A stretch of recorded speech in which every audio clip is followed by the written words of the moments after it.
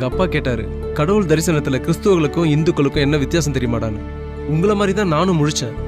நம்ம எத்தனை முறை எத்தனை கிலோமீட்டர் தாண்டி போனாலும் கடவுள் அங்கேயே தான் இருப்பாரு. எவ்வளவு தூரம் போனாலும் நம்ம கண்ணை திறந்து தான் சாமி கும்பிடணும். ஆனா கிறிஸ்தவங்க இருக்கிற இடத்துல கண்ணை மூடினாலே அவங்களுக்கு தரிசனம்.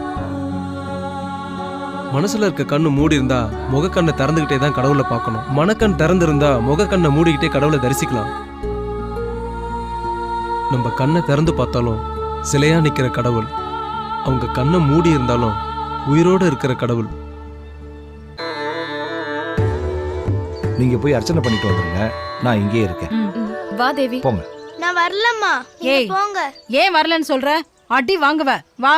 விடுமா, நானும் தான் வரலைன்னு சொன்னேன். என்ன ஏதாவது சொன்னியா? குழந்தை எதுக்காக கோவிச்சுக்கிற?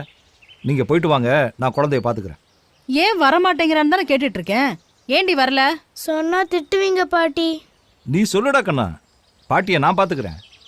உள்ளம் பெருங்கோயில் ஊனுடம்பு ஆலயம் வள்ளல் பிரானார்க்கு வாய்கோபுர வாசல் தெல்ல தெளிந்தார்க்கு சீவனே சிவலிங்கம் கள்ள புலனைந்தும் காலா மணி விளக்கே. சூப்பர்ரா செல்லம். இதுக்கு என்னடா அர்த்தம்? உள்ளம் பெருங்கோயில்னா நம் உள்ளம் தான் கோயில் தாத்தா. ஓ. வள்ளல் பிரானார்க்கு வாய்கோபுர வாசல்னா கடவுளை பத்தி பேசுற இந்த வாய் தான் கோபுர வாசல்.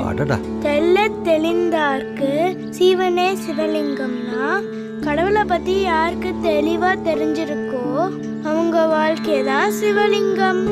நான் சொல்லல, அவங்க தாத்தா புத்தி அப்படியே இருக்கு. நீ வாடி.